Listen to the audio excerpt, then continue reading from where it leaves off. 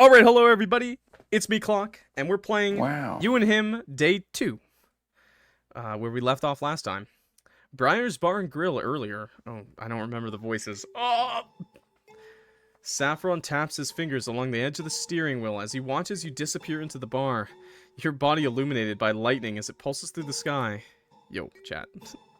Idly, he brings his thumb to his mouth and licks. He can still taste your blood from earlier today. Fresh and sweet. Like cotton candy. What? I know we were dealing with a murderer. Are we dealing with a cannibal too? A sharp contrast to your guarded personality. He marvels at how much a person's taste can differ from how they present themselves to the world. Those who act soft and sweet often have a rancid aftertaste, where those who parade around with vibrant personalities often end up being bland in flavor. I'm fucking glad I will be bland. But you. Oh! He winces as his teeth accidentally tear through skin and he draws his thumb away from his mouth, studying the pearl of blood foaming in his open wound. If you hear us, by the way, I just got two cats. They're super rambunctious and they jump up on my desk and they type in my keyboard and stuff like that, so, you know, bear with me, chat. They're awesome, though. Okay. He got carried away again. Licks it away with a quick swipe of his tongue, trying to ignore the vomit-inducing taste. What? Enough of this longing. Soon he'll have vials of your blood to mix with his liquor. Plenty to drink and savor for years to come if he preserves them long enough. Not to mention the delicious meat he'll pair it with. Okay, it really is Hannibal in here. He just needs to remain patient. Saffron busies himself by looking at his phone and going over Cake's schedule. He shuffled around a lot due to Adam's unforeseen injury, which leaves most of their week open. Perfect, considering the amount of cleanup this will take. Adam informed him of your aunt being a probable casualty, but since she's such a recluse, it's unlikely anyone will notice her missing for quite some time. They can make a few payments here and bribes there in order to keep suspicion off of them. Still, would have been so much easier had Adam done what he'd set out to do earlier. Everything was planned accordingly, not a flaw in place. So what happened out there that allowed you to escape? Wait, we got away? Saffron. Okay, but how did we get away? Last time we left off, I'm pretty sure it was not looking good for us. Yesterday evening, Dower Hotel. Hi. Saffron steps inside the hotel's elevator and presses a button for the main floor, adjusting the cuffs of his buttoned-down shirt as he waits for the doors to close. What happened in the first part? So, you know, we were driving down the road, and we saw a hitchhiker. He needed help. We stopped, tried to help him, and then he tried to murder us. Oh, and he was a boy band singer, and he has a huge ass. That was cool. And to escape him, we kissed him violently on the lips with tongue. You know, maybe a little bit of groping. And then, as he was distracted, ran away after stabbing him. You know. And now he's been chasing us ever since. And then he held my aunt hostage. And then that's where the game left off. Like, we were pretty much fucked. Damn. No matter how many times he gets his clothes tailored, they never seem to fit quite just right. Okay, but then you're not getting your clothes tailored then, are you? It's not like he's hit a growth spurt. He's far beyond his prepubescent years where changing height and lengthening limbs were a problem. No, it's another matter entirely. Yeah, your tailor sucks. You should get a new one. You should fire that guy. Saffron sighs and forces himself to stop fiddling with his attire, accepting defeat yet again when a young man with short, cropped hair joins him. He smells faintly of lavender and honeysuckle. Oh, there'll be a lot of suckle going on. Yesterday, it was rosemary and mint. Glances at the man's hands, slight hints of dirt caked underneath his cuticles. Nails cut to the quick. Saffron smiles as his finger hovers above the elevator buttons. What are you, fucking Sherlock Holmes? How did you see his fingernail cuticles, dude? Floor. The man offers up a quiet, subdued smile of his own, mouse-like in nature. Lobby, please. Same as me, then. He says and hits the button. That in itself is a lie. He has nowhere to go, at least not until he's to retrieve Adam and help dispose of the body. No, he's here for him. The cute and timid gardener boy who stares at the ground wherever he goes, even on his way to the little florist shop that he works at a few blocks down. Saffron bought a bouquet of meaningless daffodils in order to engage in even a slight conversation with the young man. And what he discovered underneath that demure, soft-spoken act was an inquisitive mind, one that Saffron was ravenous to get to know on a deeper level. Saffron turns towards the young man, about to engage in polite conversation, when his cell phone begins to ring, classical music flooding the small space. He smiles at the young man. "Please, excuse me." The young man holds up his hands, and Saffron catches the sight of a band-aid wrapped around his thumb. "Oh no, you're fine. Don't mind me." "Yo, another gifted sub! Thank you very much, Inoxius. Yo, Ivory, give some love, man. So considerate." Saffron has to dig his nails into his phone to keep his composure. Patience, Saffron. You'll scare him off. He's made that mistake many times before, acting overeager and asking them to dine with him only for them to stand him up. But he's learned and adapted, and soon he'll have this man on a silver platter. I feel like he's trying to eat him out, but also date him. Am I wrong, chat? He'll make sure of it. Saffron answers the call with a firm hello. There's heavy breathing on the other end, followed by a curse and a grunt. Fuck. Saffron frowns, worry zipping through him in an instant, but he forces himself to remain composed. Playing the part of a concerned parent will only serve to aggravate Adam. What happened? Adam hisses through his teeth, and Saffron hears the sounds of heavy footsteps. They got away. Saffron blanks until the words register. Blanches? Blanches? He's cooking up French fries. Okay. They what? Did he hear him right? But no one's escaped Adam. No one. Except for me, who gave Adam the best gluck gluck of his life. So how? This is from the highway earlier, not the trailer. What highway? Did we play more last time? Maybe we played more after. Who knows, man? Who knows? I haven't even uploaded the first part onto YouTube. So YouTube, hope you watched part 1. Adam answers, as if knowing exactly what's on Saffron's mind.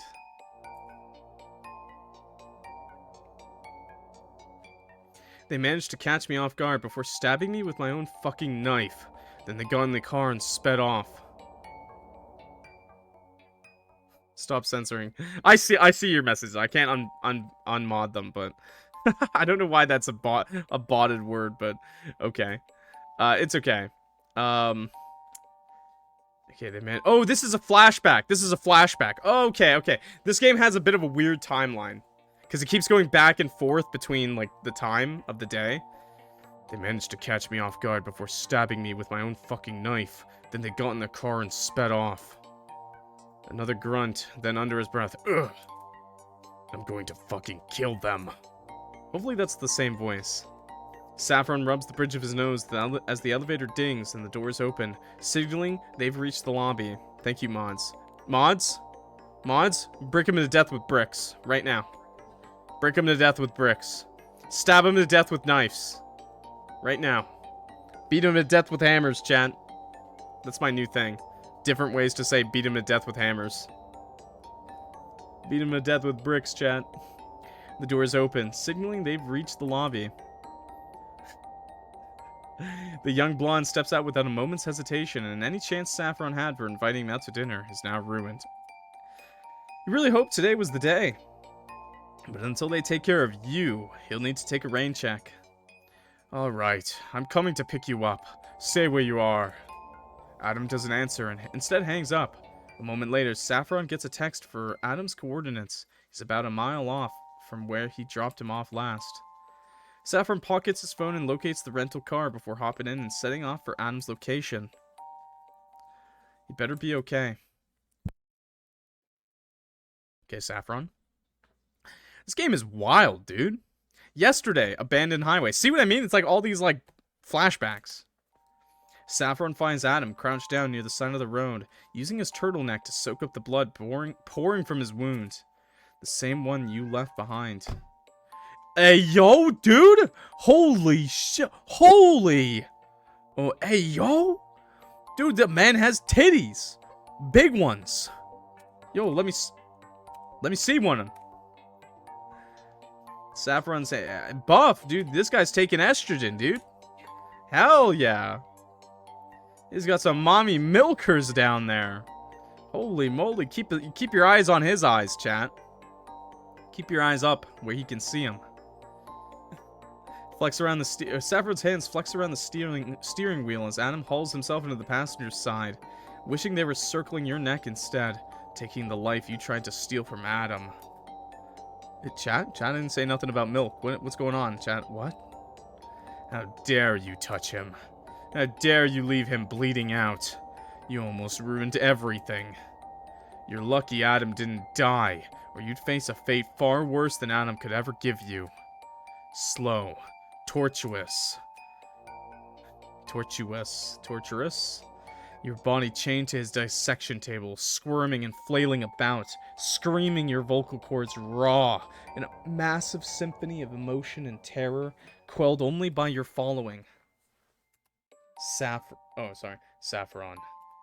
Saffron snaps out of his fantasy with stark clarity, startled by how visceral his own emotions are. Oh. His hands loosen around the steering wheel and he blinks in a daze. Oh. What an unusual reaction. He's never felt such an indescribable hatred, and rarely does he think about using such unnecessary violence, preferring to use tools rather than his bare hands on an individual. Man, that must have been really awkward that we just farted with him in the car. Perhaps seeing Adam hurt awoke the parental side of him. He does care about the band members after all. He tucks it away for later to give a proper dissection. I apologize. Could you repeat that? I'm afraid I missed what you said. Wow. Oh, a posture check? Sit up straight, chat. Let's get it. Let's get the goblin gaming out of here, okay? I apologize. Oh, I think I said that. Okay. Adam's jaw ticks as he wipes away the faint sheen of sweat gathering above his brow, but he's far more subdued than usual, and his words lack their usual bite. My back broke. That's good. That means you're stretching. Good. Sit up straight. I'll break it for you, chat. I'll lay you out. I'll flatten you, chat. I'll bend you back. Did you bring sutures? I'm fucking bleeding out here if you hadn't noticed. Saffron tuts as he reaches into the back seat and retrieves a small white medical kit. He hands it over to Adam. Thanks. A dry response and one that lacks genuine gratitude. Saffron can't help but smile as Adam pulls out the needle and begins sewing his skin back together.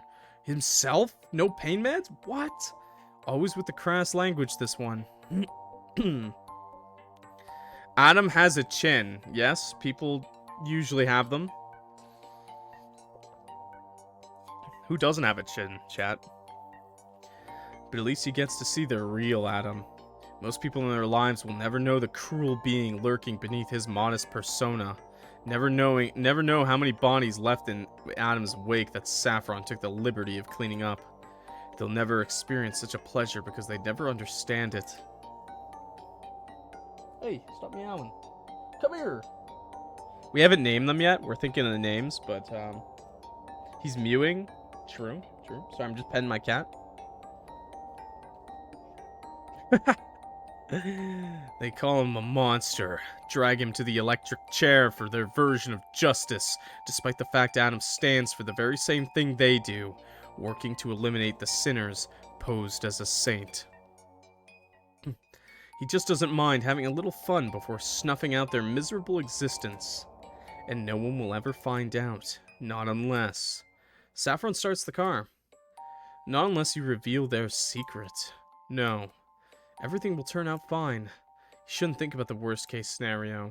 And besides, you're just one measly little piece of livestock who managed to escape the packaging plant. You operate the same as most people. You'll slip up at some point because you're in a panicked state. And those who let their feelings overwhelm them tend to make plenty of mistakes that both he and Adam can take advantage of. There's just one thing nagging Adam. Adam almost always executed his plans with flawless precision. So what did you do in order to catch him off guard? Oh, I sucked his lips. I sucked his soul out of him. Adam won't answer outright, he's sure. It's something Saffron himself will have to piece together. Not that he doesn't mind a good mind puzzle from time to time. Keeps him sharp. Stop, Adam says, pausing mid-stitch to look at Saffron. I can tell what you're thinking. Just leave it alone. I have no idea what you're referring to. You know exactly what I mean. Is there a reason you're so desperate to hide it? Is there a reason you're being so annoyingly persistent about it? Saffron sighs, reining in his frustration. Getting mad at Adam won't help. It will further him from his goal. He tries again. I understand your discomfort, but I wouldn't if it weren't so important. Someone got the upper hand on you. What if they managed to do it a second time? What if they kill you or worse? I can't let that happen, Adam. I won't allow it. He's in love. Adam's quiet for a moment, and when Saffron's eyes skirt over to see what's causing such a long pause, he catches the other man touching his lips while wearing a slight frown on his face. Saffron notices for the first time they're swollen. It won't happen, Adam says at last. His fingertips trail from his lip over to the ever-present earring, glints under the glow of the sunlight, as if even God approves of whatever decision he's come to. It won't happen, because I won't let it. Saffron withholds a shudder as Adam's gaze cuts over to him. Not out of fear, but in delight of a hunt that will end in a satisfying conclusion for the both of them. Because if anything, Adam's just as hungry of a monster as he is. Oh.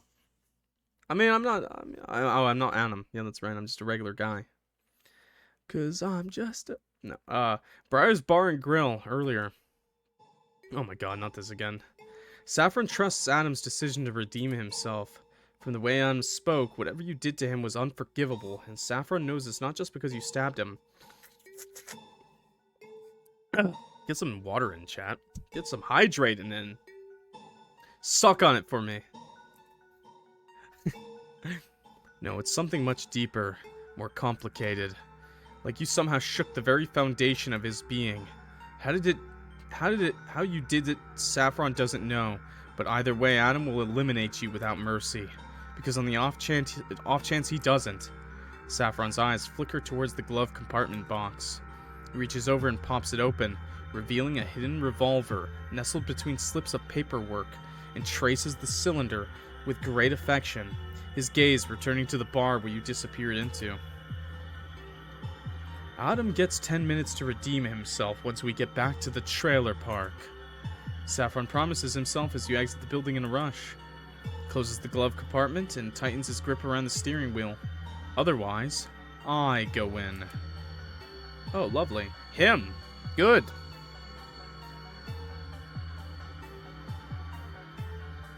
Ruth's trailer earlier.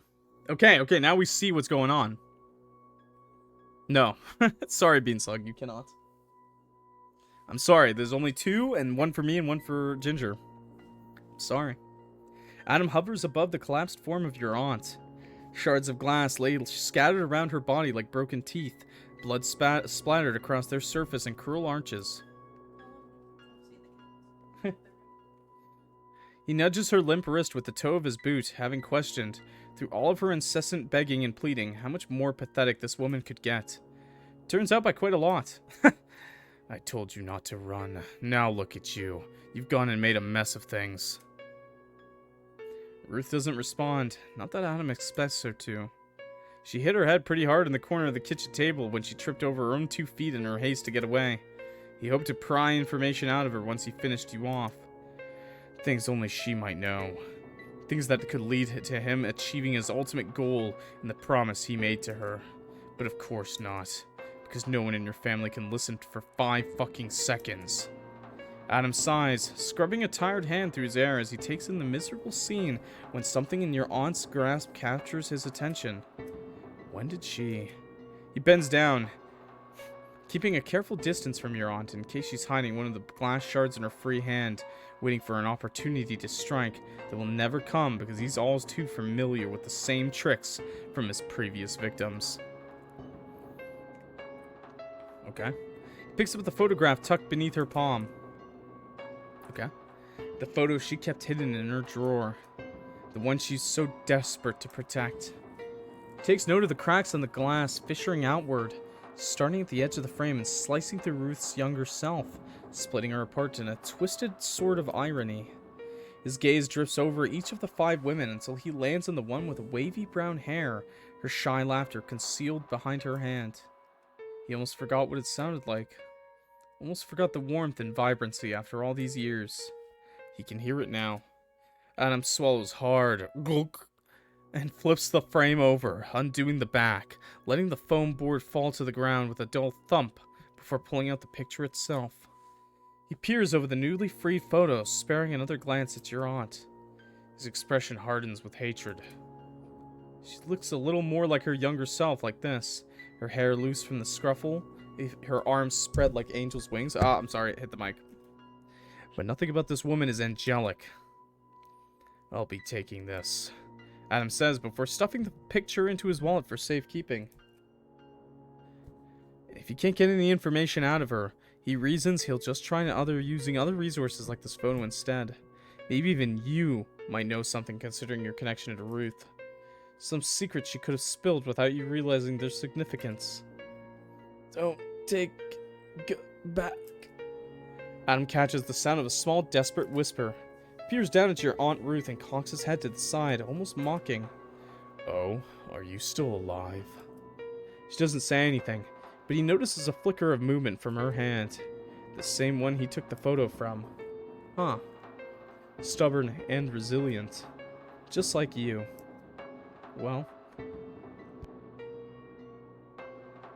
Well, at least he can still glean answers from her and put an end to her miserable existence in the worst way possible, one he deems fit.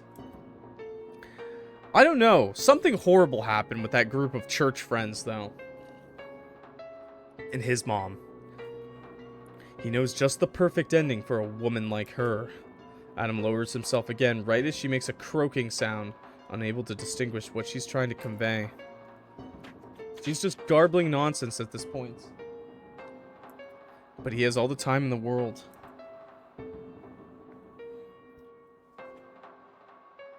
Oh, cat just knocked over more shit. No, cat, why? Not my anime figures! And then they meowed and it's okay. So he'll play along the same way he did with you on that highway. He enjoys toying with his food as much as the next serial killer. I just hear meowing in the background. What's wrong? Adam asks with mock concern, his tones sugary sweet with a bitter aftertaste. What, you want your little picture back? He waves the empty frame around before tossing the empty fixture towards her. The frame lands right beside her immobile arm. Her finger twitches in response.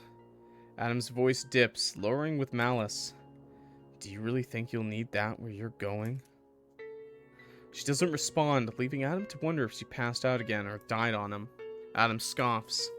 You know, you're really shit at holding a conversation. No, you do not just say that. Again, he gets nothing out of her. How disappointing. Adam's burner phone buzzes, and he glances at the message sent by Saffron. They're almost here. Adam smirks and pockets his phone, his body humming with anticipation. His buddy beside him is also just humming, probably like Justin Bieber or something right now. Showtime, he says and tries heading for the door when he feels a hand dart out and wrap around his ankle, the grip weak but persistent. Nails dig into the fabric of his jeans. Give it back. Adam pauses, staring down at her hand, invading his fucking personal This bitch! Invading his fucking personal space? Taking in her poor attempt at stopping him with cold detachment. And if I don't, you'll what? Kill me? He reaches down and detaches her fingers one by one, focusing on uncurling them before he gives into his primal urge. Oh, I thought that meant like dislocating them, like popping them. I thought like he was taking her fingers off. He wants to wring her neck, to twist and snap her bones, watching as the life drains out of her. He wants her to suffer just as much as she did. This bitch is the entire reason he can't fucking stand liars. Adam, I don't know if you remember me. Of course he does. After all, how could he fucking forget? Oh, we're gonna finally find out what happened? Wow, that's great. Adam. Screaming. Screaming. So much screaming. He covers his ears, closes his eyes, and tries to escape through his mind and thoughts, but they're all twisted together like a hastily wrapped ball of yarn. There's the thump, followed by a crash from somewhere downstairs. He is a meanie, ooh. True. Probably in the kitchen. Why? Look, chat, he's a femboy right now. Because it's always the stupid kitchen. The angry cacophony of curses and shouts reverberates through the closed bathroom door where Adam hides. Didn't want to stay downstairs in his room. Not when things are like this. So you hid in the bathroom with a stinky toilet? He's afraid to get pulled into the fray. Keep making a fucking fool out of me. Another crash and the sound of glass breaking. Adam ducks his head as if words are physical objects that are easily hurled and someone just chucked them at his face. Stop it. Just stop it. He shakes his head as tears stream down his cheeks. Please just stop. But it keeps going and going, getting worse and worse, making him sob harder and harder to a point that he's afraid if someone will overhear. Can't get caught crying ever again. Not after last time.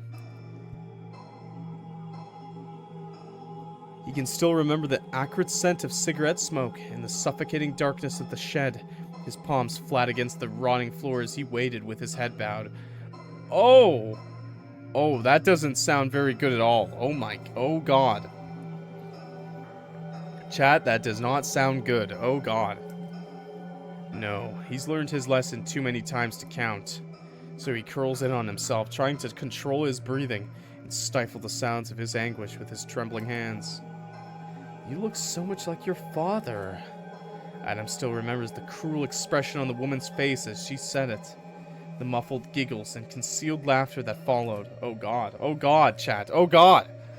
The hand on his shoulder tightening at the comment, drawing him away from the open stairs and into one of the empty seats. Can't believe I didn't see it before. You look so much like him. He wanted to scream, to deny anything that linked them together. I'm not him, I'm not him, I'm not him, I'm not... I'll never forgive you. The guttural scream makes him jump, then tremble in fear. He hates this, hates that woman for causing it. Why? Why did Miss Aspen say that? And why did it cause all of this? Can't comprehend the meaning behind any of it. Doesn't know if he ever will. He remains there for what feels like hours, arms and legs going numb before being from being stuck in the same position for so long. Terrified of making any noise that draws attention. Then, everything just stops. An uneasy quiet fills the house and Adam shivers. He wiggles his toes, trying to regain feeling in them. Dude, pins and needles. I hate that feeling more than anything in the world. Dude, I'd do a lot of things so I wouldn't have to feel pins and needles in my feet, okay? Listening out for the chaos to pick up again. It doesn't, and that's much, much worse. Feet shuffle up the staircase and Adam squeezes his eyes closed. I'm not here, I'm not here, I'm not here. The door to his bathroom slams open, and Adam jerks upright as the lights flare to life. His bottom lip trembles as he looks to the door. Adam. Him. What the fuck happened to Adam, dude? What is his origin story, dude? It's horrible. Except I still don't think he should have tried murdering me randomly. Ruth's trailer, current time. Yeah, I don't think it justifies it, but holy. Adam. Adam gets thrust back into the present, and the sight of the woman at his feet makes his lip curls in disgust. She repeats herself. Adam, get back. No. He's never forgotten her, not even for a moment. He lifts Ruth by her wrist, dangling her in the air so that they're face to face, their noses almost touching while she hangs there limp. Are you really in a position to make demands? Because from where I'm standing, I think you should shut the fuck up and wait until I'm done with that nasty little relative of yours. But sure, keep testing my fucking patience. See where it gets you. Yeah, I think he, like, held us by the throat in the air with one hand, and I was like, wow, you work out, sir? That's kind of nuts. Glad we see eye to eye. Adam lowers her, but keeps a hold of her wrist to keep her filthy, blood-stained hands off of him. He's gonna need a blistering hot shower after this. Whereas your touch ignites deep-seated want, hers feels but like 1,000 maggots crawling all over her skin, burrowing their way into his insides and eating away at his entrails. Oh, so he's got a touch of the tism. He'll hold on to this disgust while dealing with you, because he can't let you get close again. He won't let you. No, he probably just has OCD and germophobia. Adams composed himself when light floods through the shattered window of the small darkened trailer.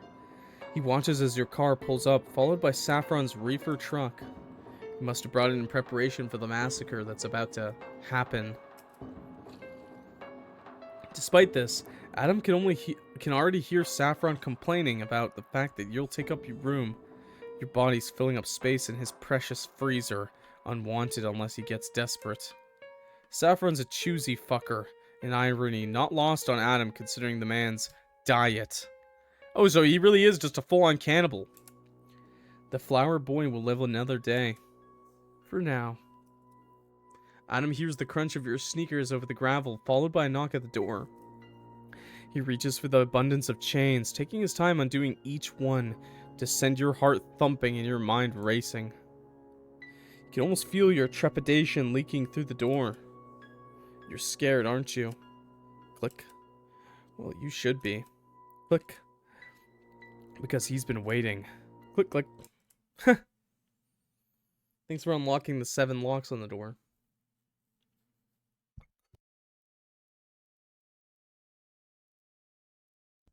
Let's go cannibal. No, not let's go cannibals, dude. This guy's Hannibal, dude. Oh, no. Ruth's trailer, current time. I finally found you, my elusive little pet. Adam. Your mouth goes dry at the sight of the purple-haired demon in the flesh. And how does he greet you? With a fucking knife. Try looking down at the aforementioned knife without moving your neck. Otherwise, you'll impale yourself like a shish kebab. And notice it's covered in dry blood. Okay, give me a second, chat. I need to drink some medicine. Oh my god. Still have this lingering cough, so I'm sorry.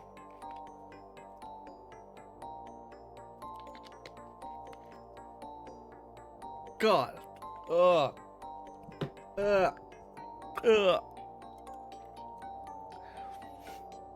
Ugh. Ugh. It's a lingering cough, okay? I don't have a weak immune. I literally didn't get sick for like a really long time. Chat, stop being a hater. I'm gonna cough on you, chat. I'll spit on you, chat. Try looking down at the aforementioned knife without moving your neck. Okay, I said this. It's been like 3 weeks of coughing, I'm not gonna lie though. Like, I'm not even sick anymore, I just have a cough. Did he seriously not, at the very least, clean the thing? And who does it belong to? You or someone else? Your eyes wander over to your aunt, who lays motionless on the ground a few feet away from where you crash-landed after Adam jump-scared you. Jump scares? I've never been jump-scared before, chat. I'm too manly for that. It's yours. He says, reading your mind. Your aunt did that with no real effort on my part. Right.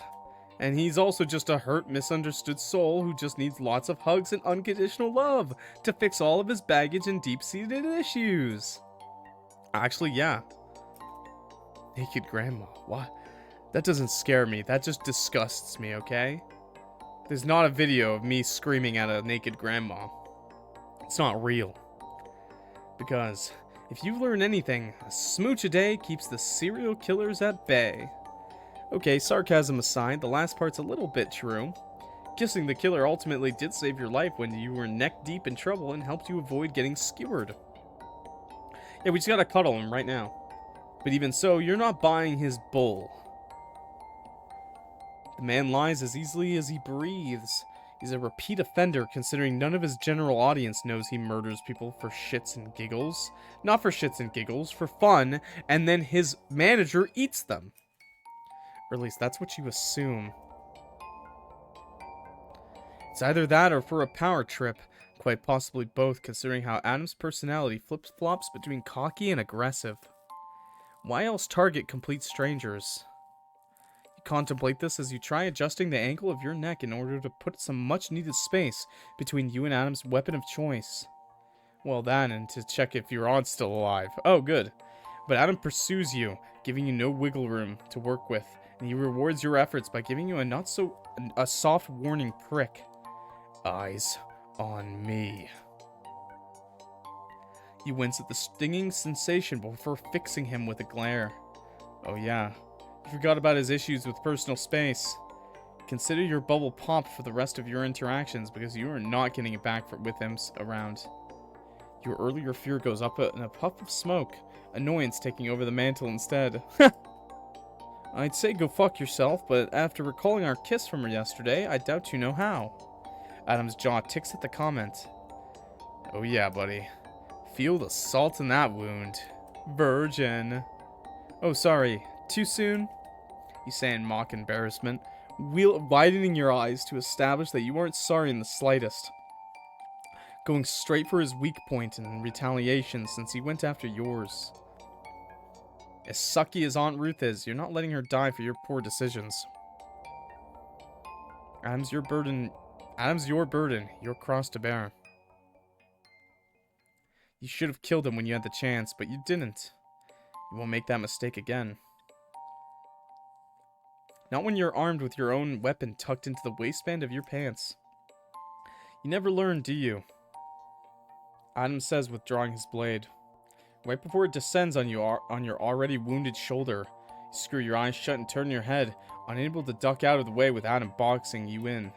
You wait for the inevitable pain of a knife tearing through skin and muscle, flashing back to that horrific moment on the highway when you try contacting emergency services, your body readying itself when... Thunk. Wait, he didn't stab us? Wait, he wants to do more than just talk. Nothing comes. Just a condescending chuckle from Adam when you open your eyes to find the knife embedded into the wall right above your shoulder. His eyes glitter with amusement over your reaction. Great. So he's gone from outright stabbing to psychological torture. Exactly what you needed. So much bravado, and yet you're still afraid of me. That's good. Adam whispers, his breath warm in your ear as he leans close. He's gonna whisper in our ear, "Good girl. You should be." Okay, that wasn't what I thought he'd say. He repositions his knife at the hollow of your throat when he draws back, reaching to his back pocket with his free hand. Chad, I hear that's like really popular, that people like to be called good boy and good girl. That's crazy. That's kind of weird, man.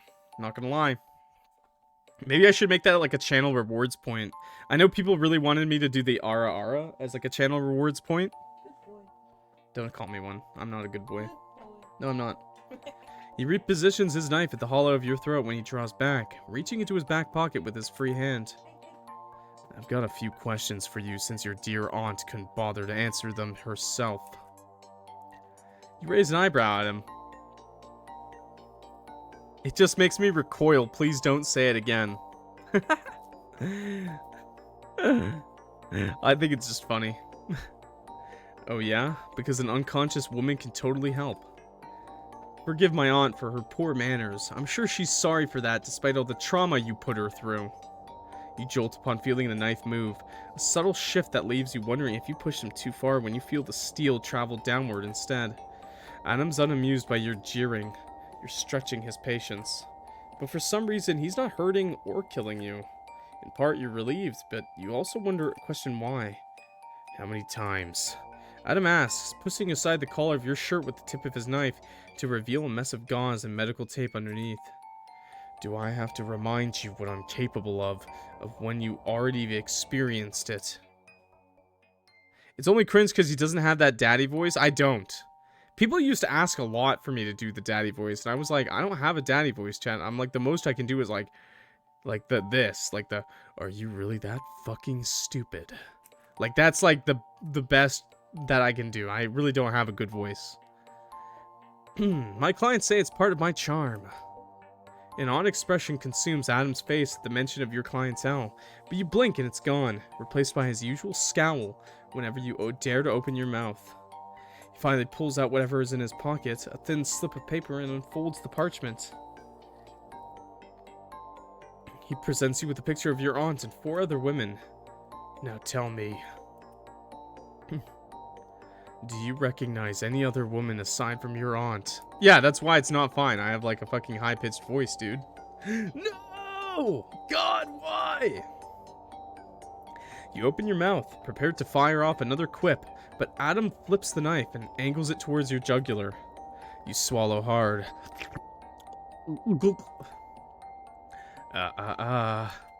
Adam taps the picture against the seam of your lips. I wouldn't do that if I were you. Otherwise, my hands might slip. So I suggest... A cocky little smirk tugs at the corner of his mouth. You choose your words wisely. Damn. I'm hard. You really don't have much of a choice but to comply. Fine then. You'll remain complacent. For now. You take your time studying the photo when something about the woman positioned at the far left of the group with her petal pink dress and delicate frame captures your attention.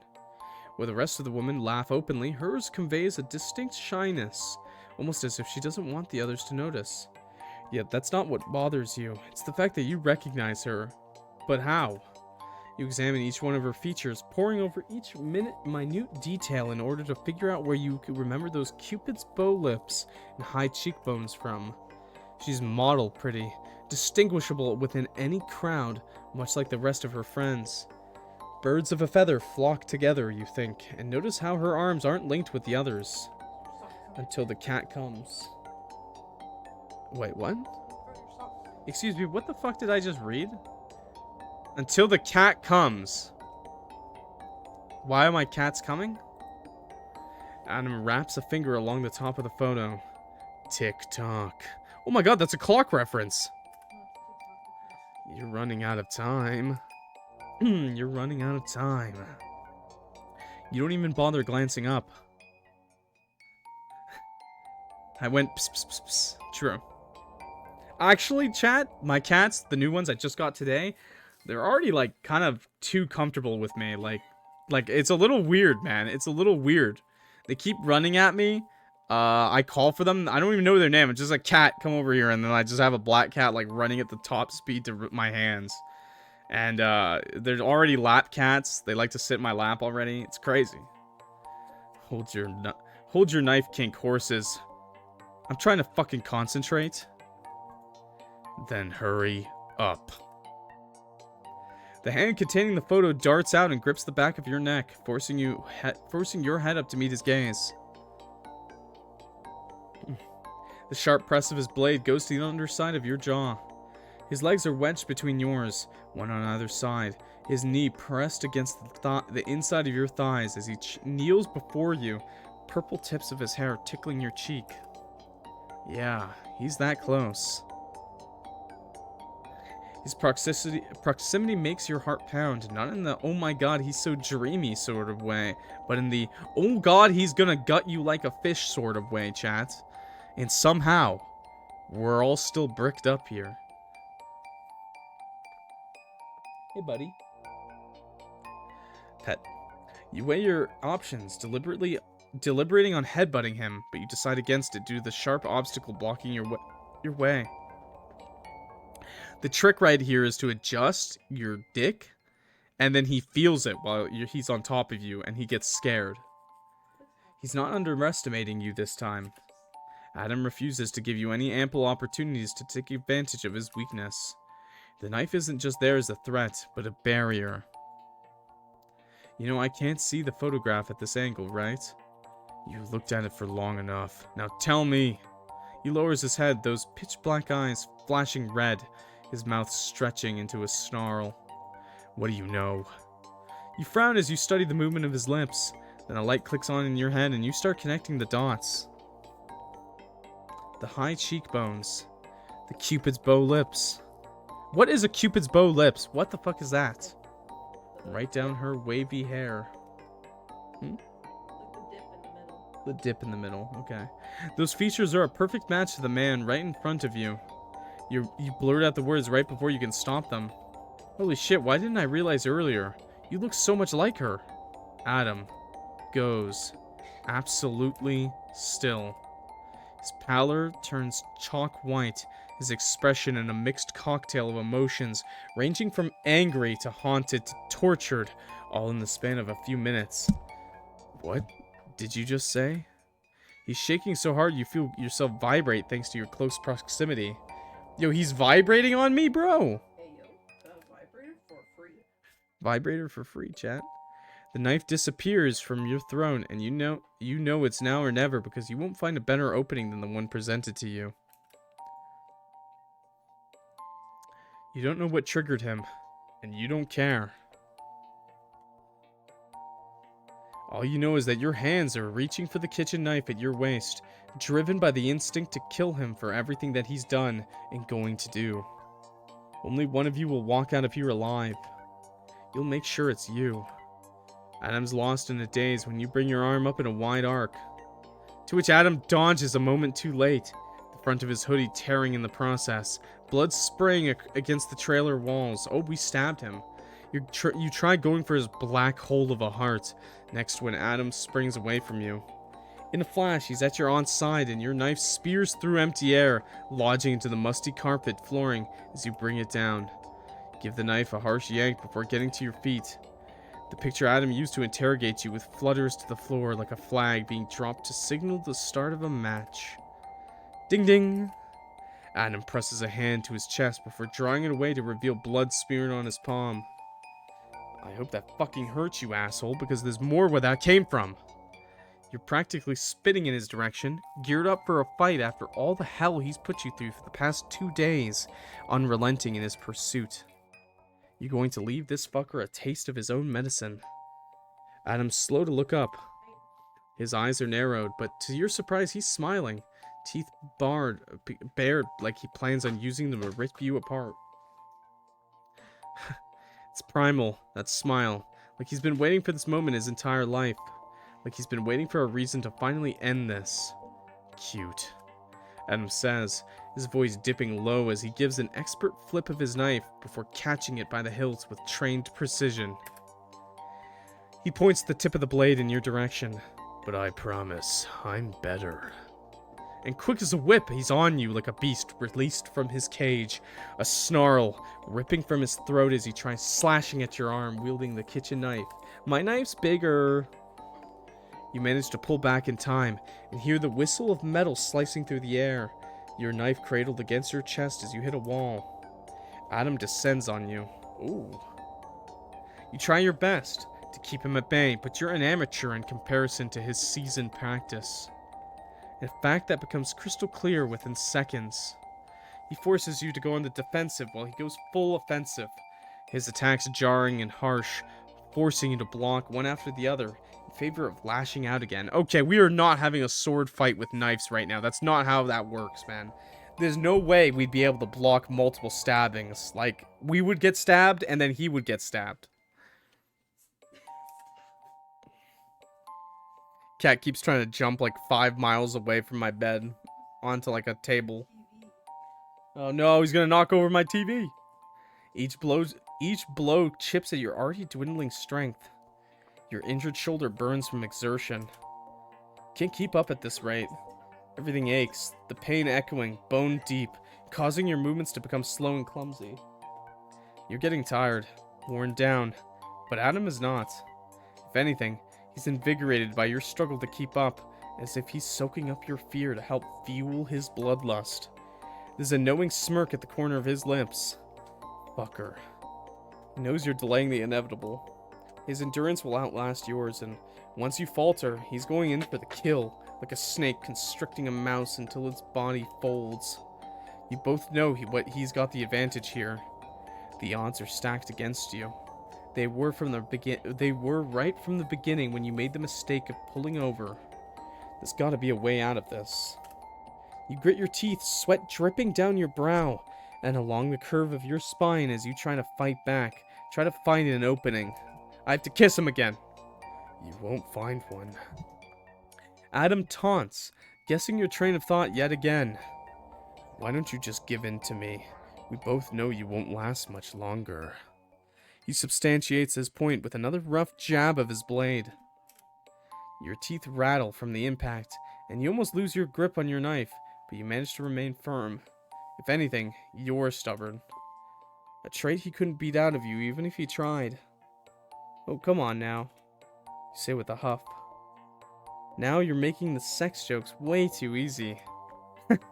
You gasp as his knife comes down harder than ever before in retaliation to your previous jab, the steel pinging with his furious blows. Is that really all you fucking think about? Adam says, clearly seething. Oh, he's cranky now. In fact, you take pure delight in if he didn't say what he says next. Considering how knocking over my video games, chat. Cat, stop trying to make a huge jump. Just put him on the counter. Like, just put him in. Say his curiosity. Considering how you kissed me, and after finding out about that online job of yours, your entire body goes cold. How the fuck do you know about my job? You wear a mask to conceal your identity, not out of shame, but for privacy reasons. So how does he know what you do for a living? No, you guess you shouldn't be surprised. He's a stalker after all, and you don't doubt he dug into your background, probably at some point after you gave him the slip. I have a better question. You let out a yelp as he manages to grab hold of your wrist while you're processing this new information. You lose your grip on the knife, and Adam kicks it away, shoving your one method of defense somewhere behind him with a scuffed boot before pitting your arm over your head. You raise your other arm to fight him off, but he grabs that one just as easily. It joins the first, both now pinned underneath his grasp. Hey, this is kind of getting hot, dude. You lift your leg up to kick him, but he uses his body to restrain yours, your hips perfectly aligned. That's kind of weird, but okay.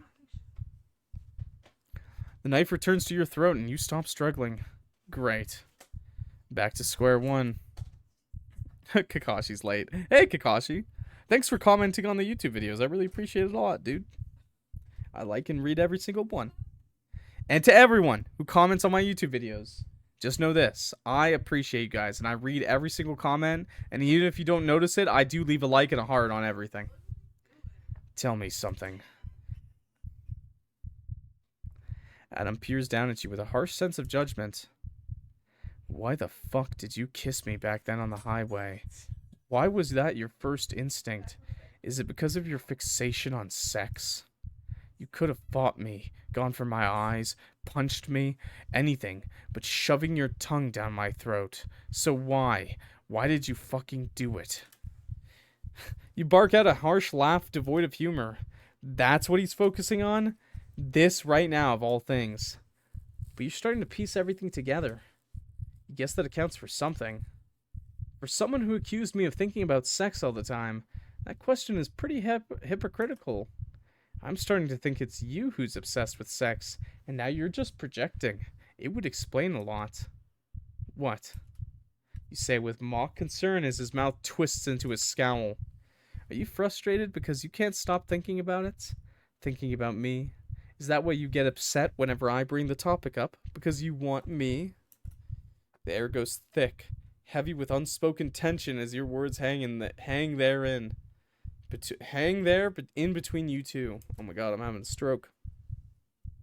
You hear the pitter-patter of rain against the trailer roof, the rest of the world going quiet, as if anticipating Adam's response, wondering what he'll do next. That's hilarious. He's just like, I don't think about having sex with you at all.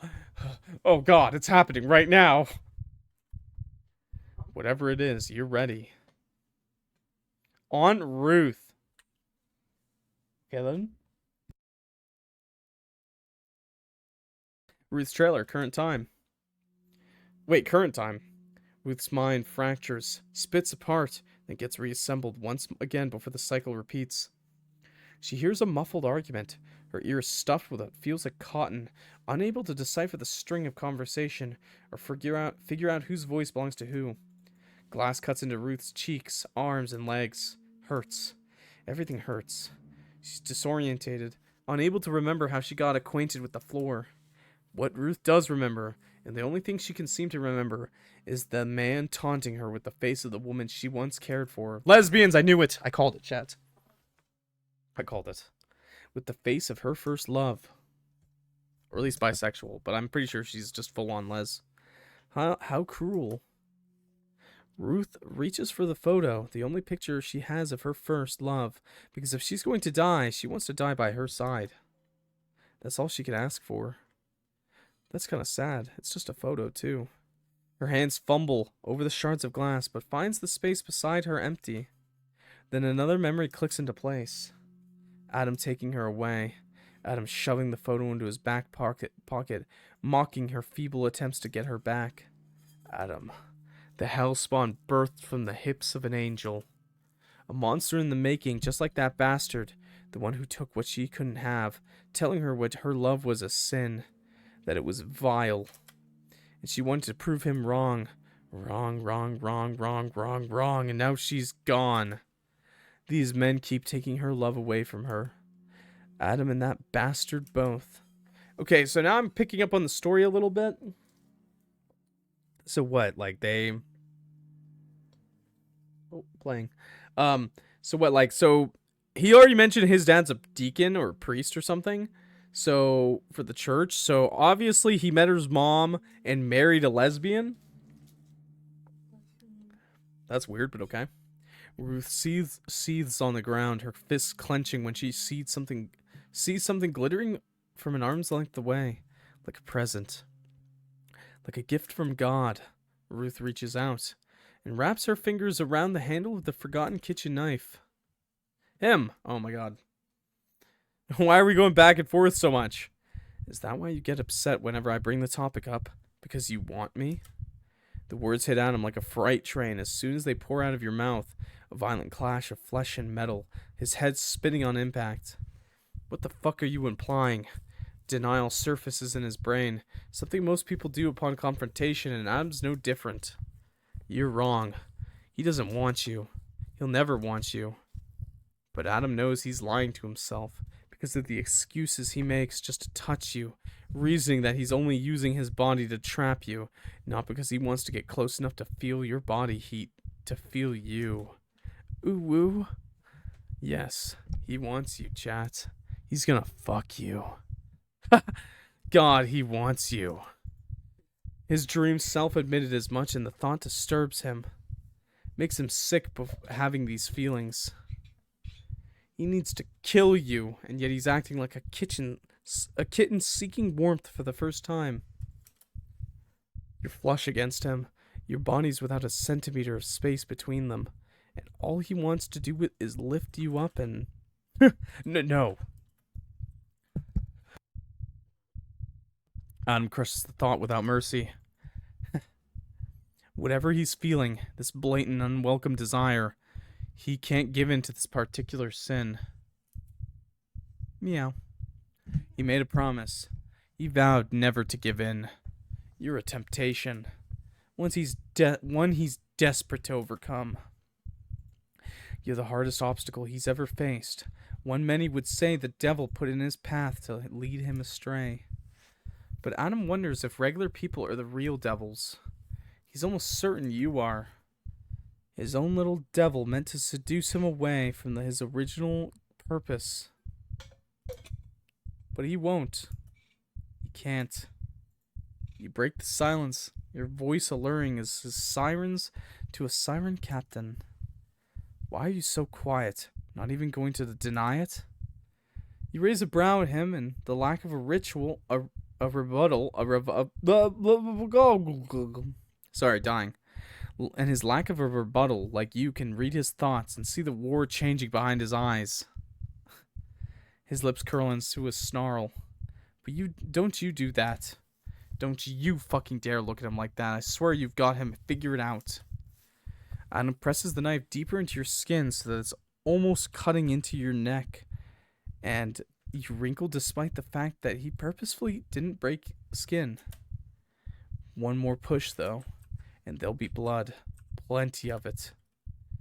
Your chest heaves against his in response to the unspoken threat. His breathing's heavier, too. He convinces himself it's because you're afraid and that he loves your fear, and that's why he's breathing so fucking hard, and not because of the friction of your chest against his. Bro is so goddamn horny and down bad. It's not even me today, chat. It's the murderer. It's the fucking bad guy, okay? He's fucking horny. His lust for blood always outweighed his attraction towards other people. So why shouldn't it work now? Answering one question with another. How very like you. I seem to recall a certain someone whimpering against my mouth, unable to restrain himself. Are you telling me that was a different serial killer? I wouldn't be surprised, considering you kissed me, a complete stranger. Nasty habit you've got there, kissing dangerous men. Do you do that often? Sorry, it kind of messed me up, the blood. If so, maybe I should cut it out for you. Starting from here. He taps your chin with the tip of his blade before guiding it down your front, shifting his body as to allow the knife to glide towards the top of your navel, as if he's tracing lines on a map. Bro, what? To here. As your expression hardens, he smirks and realigns your bodies, returning the curve of his blade to your throat. How does that sound? I'll gut you properly so the pain will only be a little less agonizing. We can take it nice and slow.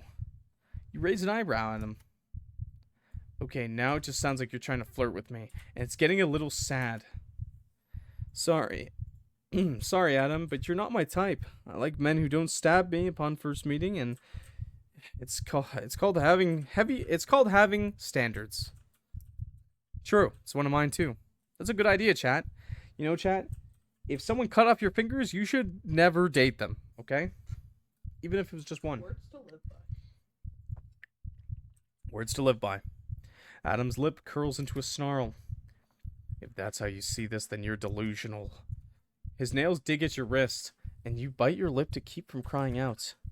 He ignores the way his body throbs. Oh? How do you keep forgetting? I almost killed you the last time, and I'm capable of far worse because I've done worse. Make that of what you will, but there's nothing about you that will keep you safe from me. You're deluding yourself into a narrative that you've built based on experience. Meow. Then say it. Or better yet, go through with it. Your challenge, not backing down. Because as far as I can tell, you've had plenty of opportunities to torture the answers you want out of me, and yet you haven't even cut me once. Why is that, Adam? You stabbed me as soon as you got the chances when we first met, so why aren't you doing it now? Why are there only threats, and none of your previous violence? You gesture over to your aunt with your chin, with... What? Wait, what? You gesture over to your aunt with your chin. Oh my god, dude. I thought this was saying my aunt had... Like, I was specifically pointing at my aunt's chin. I was like, check out that sucker. It's huge. She's got that crimson chin.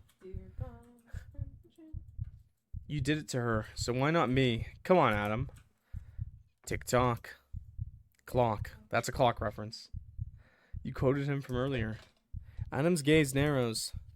He spoiled you too much by not following through with his threats. He'll have to change that.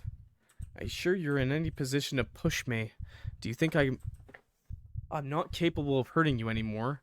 That I can't kill you once I get what I want out of you? Because I beg to differ.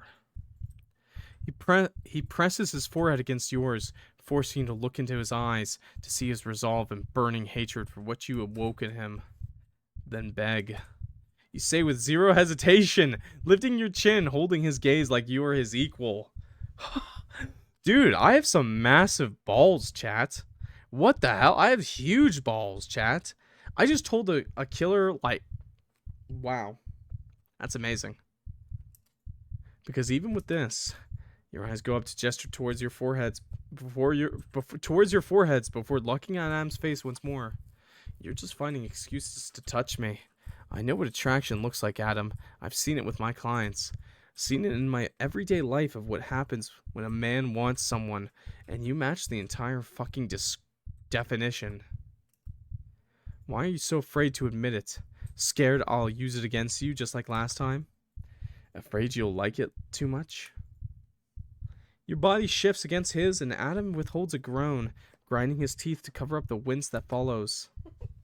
Too late. He sees you've already caught on. He needs to prove you wrong. That your body isn't his ultimate weakness, and he's not someone pathetic enough to be controlled by sexual desires. See, a smart man would just, make sure he's like fully clothed or something. A gigabrain man would make sure he's naked. He's not your clients. He's not like any of them. And he'll show all of you here and now. Oh, Adam withdraws his blade, raises it high over his head, and says, "Wrong move." Before bringing the knife down. Oh, wait, no, never mind. Nothing happened. Saffron. Okay. We're going back to this guy. Outside in van. Current time. Counts down the minutes ticking by. 5. Then 4. Then 3. At 2, Saffron pulls out his gun and loads 3 bullets into the chamber. He glances up at the trailer he's parked in front of. 1 more minute. And he's going in. What? Dude? We just killed some random, guy, too, earlier. Ruth's trailer. Current time. Adam's knife comes down, and you brace yourself with a familiar sensation of steel tearing through flesh and bone, knowing the futility of fighting, but trying anyway. Clock, wait, please. It's sad I got an ad in the middle of this. Oh, you want me to wait? I'll wait a couple seconds. Chat, this game is kind of crazy. With all this lore and horniness and doubt badness, this would never happen.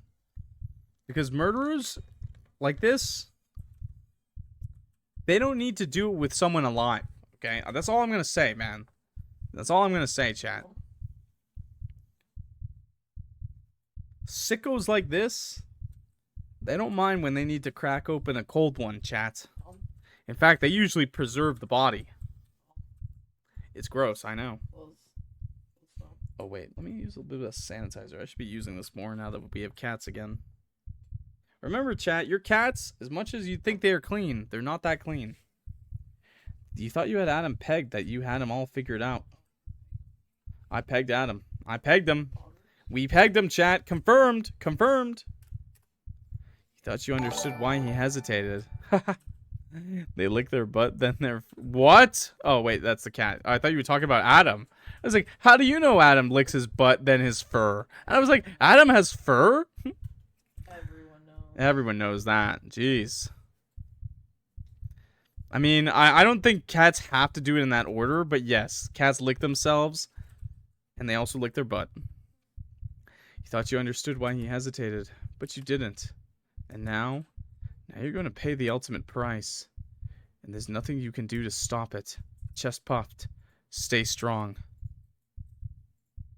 You grab onto your old friend's phrase like a lifeline, keeping your gaze locked with Adam's in one final act of defiance, willing the hatred in your eyes to haunt him for the rest of his days. Hydrate. Yo, YouTube, take a sip of water for me. Ugh, hydrate up. YouTube, Twitch chat, drink now. Water. Never. It was you who couldn't escape him in life, but in death, you're determined to return the favor tenfold. You curse him until the day he dies. You don't even bother to keep track of the blade as it plummets towards your chest in an act of sheer stubborn willpower, refusing to show any signs of weakness. At least, even through all of this, you can take consolation in the fact that he never was able to break you. That you managed maintain some sort of dignity, even in the end. You clench your fists. You jut out your chest. And you hold your head up high like you're above this. You're above this. Above him. You two Benuxius better drink water too. Yep. Adam notices the subtle change in your demeanor, his eyes widening in surprise, as though he expected for you to crack and start begging for mercy. The knife comes down and stops. Right above your heart. Adam's breathing hard. Oh, he's gonna kiss us this time, isn't he?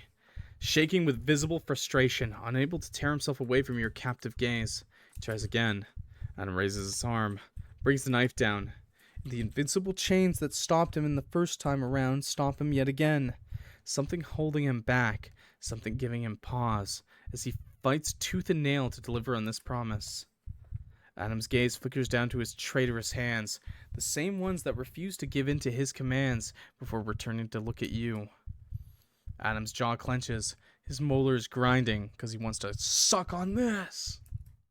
You're surprised he doesn't chip a tooth in the process. Damn it. Adam hurls the knife away, the steel embedding itself perfectly into the wall parallel from where he threw it.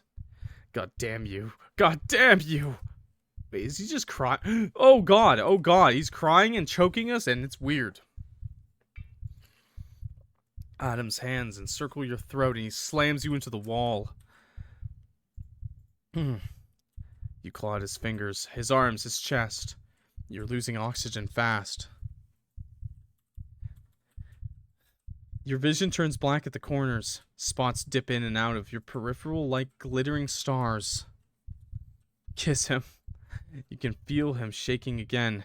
This time for an entirely different reason. We need to kiss him fast. You can feel how desperate he is to kill you, to escape the humiliation of his attraction towards you. He's acting like a wild animal, trapped and afraid. Tears prick at the corner of his eyes, and you witness something genuine and raw rise to the surface. Vulnerability. Why the fuck did you have to appear? Why? Are you here to torture me? To fuck with me? To break me? His voice cracks and fissures as his hands tighten and constrict, a war rampaging behind those darkened eyes. He's battling the deep-seated truth of your words. I don't want to feel like this. I don't want to feel any of this. I need it to stop. I need you to stop. I'm begging you to just stop. Why couldn't you have just done like everyone else? Why did you have to kiss me? Huh? His hands give one last squeeze and then they're gone, taking in a much-needed lungful of air, coughing and sputtering as you collapse against the wall. Oh, hi. Sir, you're very red right now. I keep chat ad-free. Thank you, Inuxius. It's really nice. Buying subs for other people is like my favorite way for people to donate to the stream, because people actually get something out of it on the stream. And it still supports me. Trying to catch your breath when Adam's face grows near. What is he? The question dies in your throat as soon as you see the intent behind Adam's. Yeah, those are fuck me eyes. Behind Adam's eyes. His lips parted as his warm breath brushes against your skin. His expression tortured, as though he knows what he's about to do will ruin him. You hear a scraping sound coming from above. His nails. They're clawing their way down the wall in a last feeble attempt to restrain himself from giving in. I hate that I want you. His voice is barely above a whisper before his mouth descends upon yours. Your head spins from his quick and sudden transition. You don't even have time to shove him away. His lips almost brushing yours, but not quite when... Give her back! Someone roars from behind Adam, and all of a sudden his body jerks forward, his back bending at the impact of an unseen blow. Blow as something slams into him. There's a sickening wet thump, followed by a gross squelching sound. Adam grunts through clenched teeth. God, I'm having a stroke, chat. Give her back. Give her back. Give her back. Give her back. Another thump follows the first. Yo, Ruth is a badass, dude. Multiple stabs. Let's go. Another thump follows the first before Adam growls and sweeps his arm out, sending the person behind him, your Aunt Ruth, flying across the room. Oh, wow, he's pretty strong, isn't he? She collides with the wall before slumping to the floor. Ruth blinks, momentarily stunned. In her hands, she wields a knife drenched in crimson, the same one Adam kicked away moments before. When Adam turns his back to you, focusing all of his attention on your aunt, you spot 2 fresh wounds near Adam's shoulder blades in near identical spots.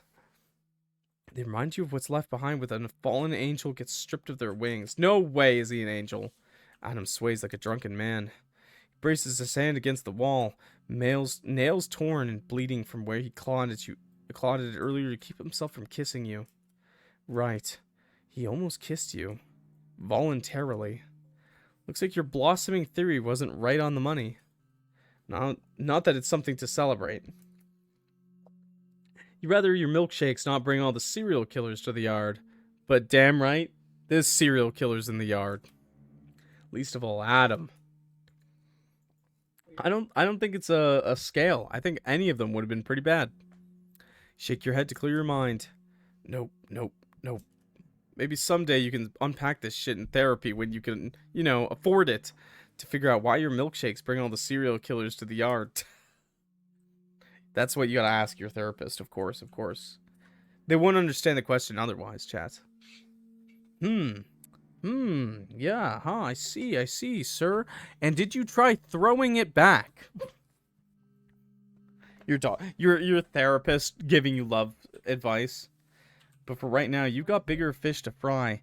Namely, the aforementioned serial killer who looks like he's about ready to pounce on your Aunt Ruth and strangle her to death. Or worse. I should have killed you when I fucking had the chance.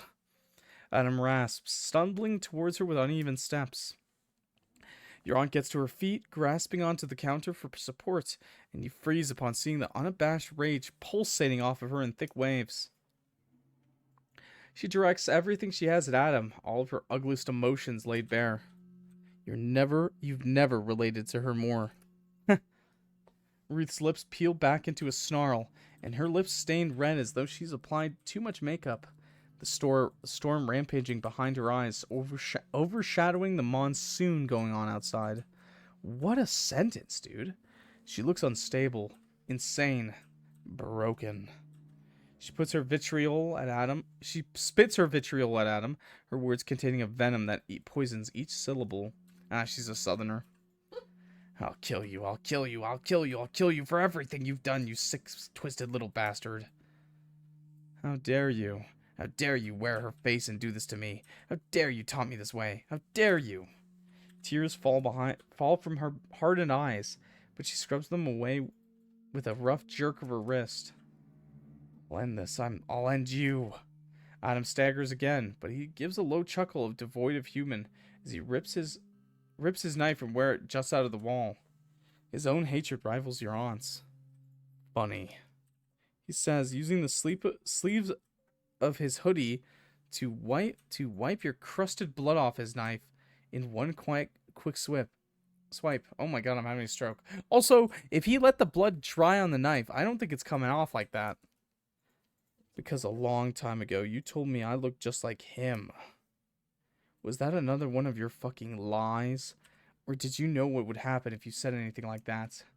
Ruth bows her head. Well, did you? Come on, Miss Aspen. Tell the truth for once in your fucking miserable life. My fault? Adam tilts his head in that animalistic way of his. A hunter listening for prey out in the long stalks of grass. What was that? Speak the fuck up. I can't hear. It's your fault she's gone. Your aunt screams in a raw outburst of emotion, glass shards digging into her heel as she gives an angry stomp of her foot. You recoil at the sheer volume. What's going on? They're almost acting like they know each other from somewhere, like they have some sort of shared past together. This isn't just about Adam breaking into her trailer and attacking her, but rather another matter entirely. Something that caused your aunt, Ruth, to dive into the depths of madness and come out of swinging. It's like they have an unresolved grudge from before you ever entered the picture. Wait, the picture Adam showed you before. Ruth and that woman that looks like Adam were both using it. We're both in it. Oh, I'm dying, chat. I'm dying. I'm so stupid. Oh, I'm so stupid, chat. I just get stupider by the minute. Did something happen between them? Your mind swirls with the possibilities of what all this means as Ruth continues. You're the reason she endured everything she did. It was all you, and yet you killed her. Your entire existence destroyed her. Whatever. I told her. Aunt Ruth stays between frantic gasps, nearly sobbing. I told her she shouldn't have gone through with the pregnancy, but she wouldn't listen. Ruth clutches her chest as if preparing herself to tear out her own heart in order to prepare herself from the painful burden of the memories she's uprooting. Oh, God. Oh, peace out, dude. Adam remains quiet, but his knuckles turn white. Well, he's gripping the hilt of his knife so hard. Okay, then. Whatever she's saying, it's affecting him too. What did he do to her? You know that all started because of you, don't you? But she never told you that she wouldn't want you to blame yourself, but you should have. You walk with the mounting mirror as Ruth's feet leave behind bloody tracks as she steps over the glass, daring to get closer to Adam. He remains eerily silent as she gets in his face and jabs at his chest. And now that she's gone because of you, you took her away. You took her away. You took her away, you goddamn piece of shit. You took her away again. She's breathing hard as she reaches the end of her crazed rant. Adam's absolutely still. For a moment, no one moves. You're not even sure any of you are breathing. Then there's a lightning strike, and the room becomes illuminated in the yellowish glow that shows Adam lifting his head. Okay, it's kind of random that you would only do something once you had cat ears. I'm pretty sure you could just buy that as an accessory. And all hell breaks loose. Adam's on your aunt in an instant because even while he's wounded, he's fast. He grabs her finger, and you hear the sickening crack of bones breaking, like a twig's being snapped in two. Oh, God, that sounds awful, dude. What the hell? Your aunt screams and flails, her knife managing to cut into Adam's cheeks, but he remains unperturbed, and instead disarms her by severing the tendons in her fingers. She loses the grip on her knife, and Adam's other arm darts out, wrapping a hand around her throat. Am I safe? Okay, I'm safe. Then he's lifting her into the air, a cold-blooded killer once more. Her legs flail and kick, her fists thumping against his arms as her feet leave the ground. He's just straight up having a workout session right now with our aunt's body. And not in a good way, chat. Not in a good way. You scream your aunt's name and search for something to stop him. You won't let him kill her. You need to act now. Oh my God, finally. I have a save, dude. It's been a while. Okay, sure. What do we pick, chat? Do we distract him or kill him? What do you think, chat? Kill. Ginger says kill. I don't know what to do. We'll save. We'll come back to the other one, I guess. Ginger says end his miserable existence. He doesn't seem so miserable. He just seems really horny. 1. Okay, that's 1-1. Can I get one more vote, chat? One more vote from anyone, please. Yes, kill. Okay, well. Okay, I got a few kills, so we saved, right? I saved, yeah? Yeah, I saved. Okay, so, yeah, sure, we'll overwrite. Okay, well. Oh, whoops.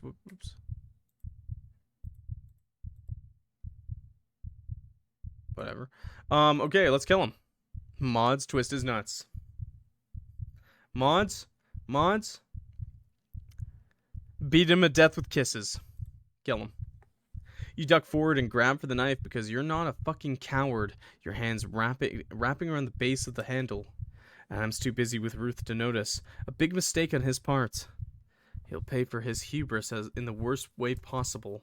He's forgotten how much of a threat you really are, because once you commit to something, you're committed, and you're determined to put this monstrosity of a man 6 feet under. You're going to save your aunt and get the fuck out of here, no matter the cost. You lift the knife and thrust it into Adam's lower back, driving him forward with the force of your body slamming into his.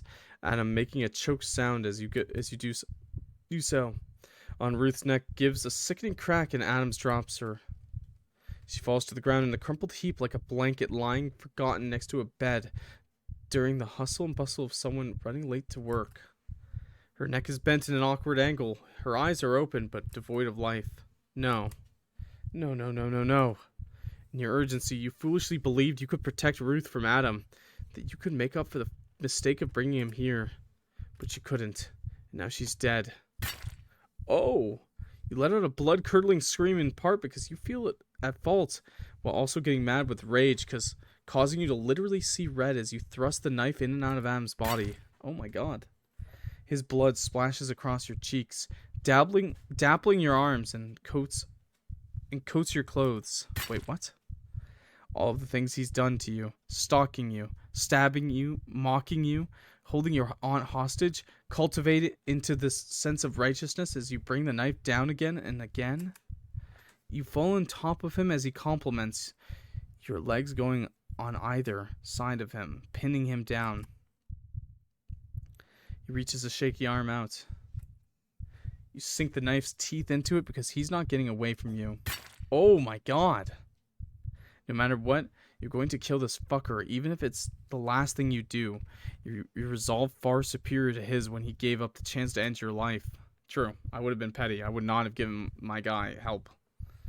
Your free hand rakes down his back, your nails chewing at the skin of his arm, your nails sinking deep into a muscle. What? I'm giving him a masseuse massage at the same time? What? What is happening, chat? You feel raw, vindicated after all the turmoil he put you through.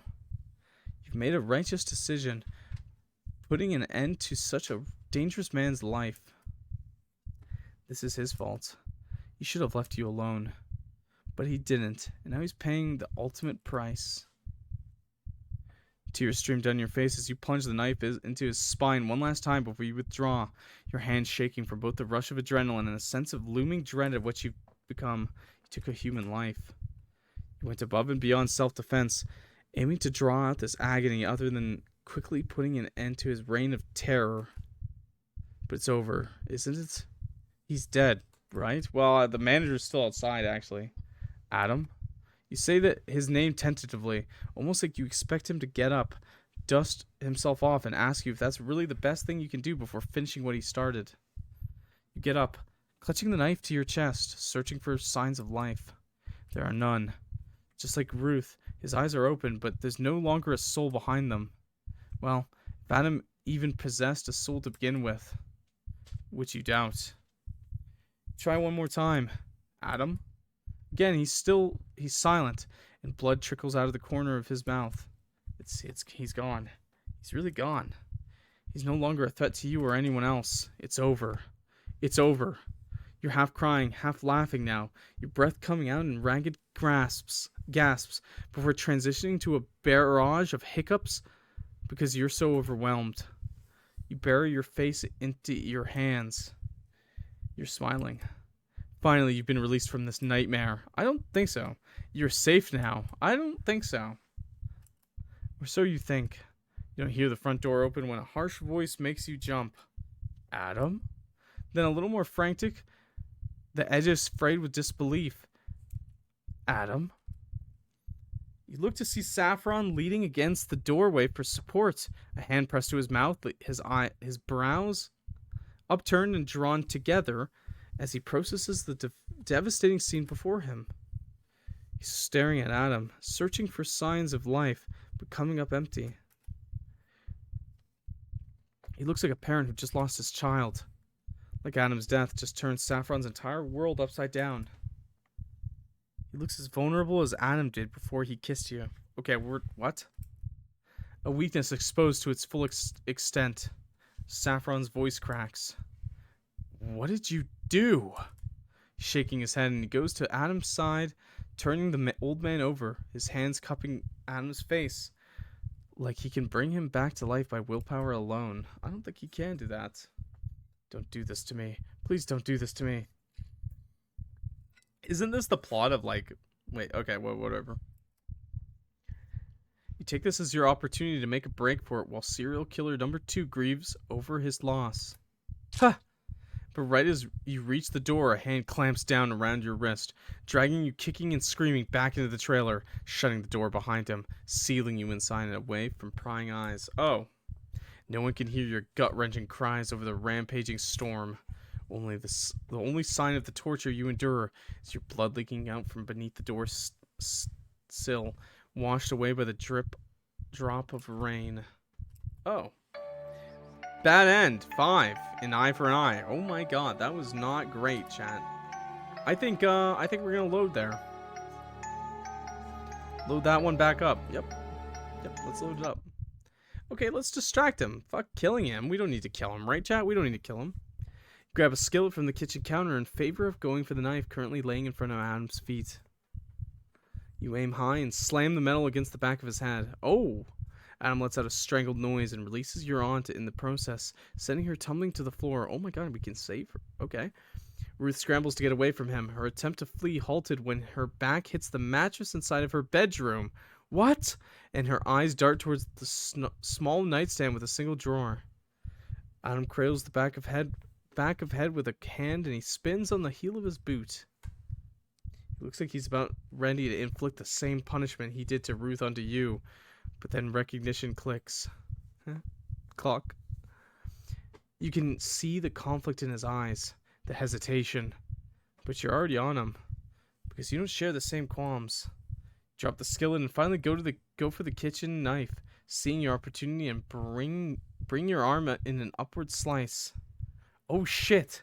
Cut through his fingers, not enough to sever them, but enough for him to lose his grip on the handle of his own weapon. And you hear the satisfying clang of metal hitting the floor.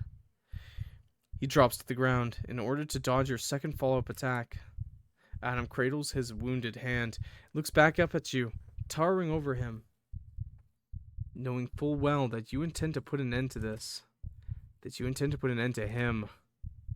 You raise your knife in order to deal the final blow while trying to prep yourself for the guilt that probably comes with taking a human life, but knowing it needs to happen when... Bang! Pain blooms and spreads like poison ivy crawling up the side of a house. You blink in complete and utter confusion. What was that? Just now. You look up from where Adam is crouched and notice your aunt standing in her bedroom doorway. She's got a gun in her possession with the drawer open beside her. Oh my god, she finally did something. Chat, she finally did something! Let's go!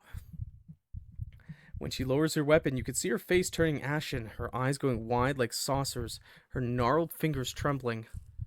She mouths something you can't quite make out. Probably run. You blink again. We're just standing there blinking at her. What happened to your heart? Wait, what? Go back. What happened to your hearing? Was the bang? Did someone burst your eardrums? Try raising your arm, but they hang limply at your sides, refusing to respond. You notice Adam staring up at you while on his knees, his own face mirroring him, mirroring Aunt Beth's horrified expression, which almost makes you laugh because you feel a little lightheaded and not quite right for some reason. What? They were just trying to kill each other. Why the sudden pause? Your leg buckles and you almost lose your balance. Oh, that was weird. And damn, why does our side burn? Because you have sideburns. You need to get that. You need your barber to fix that, bro. You reach down towards your hip in an effort to seek out the source of your growing pain when you feel your entity side coated in something wet and sticky. What? Nah. What did I do? Come in there? From where your fingers drift, there's a small hole torn into the fabric of your shirt. No, dude, that's horrible. It's small and circular in shape. Almost like what? Just as your brain connects the dots, your other leg gives gives out and you become weightless as you fall towards the as you oh my god, I'm getting lost. Towards the floor, you're okay, gives out and you become weightless as you fall towards the floor, your body's ecosystem finally registering the bullet's presence. An arm cushion the an arm cushions the back of your head before it connects with the ground. Who? Darkness encroaches, but you see Adam's blurry form drift over yours.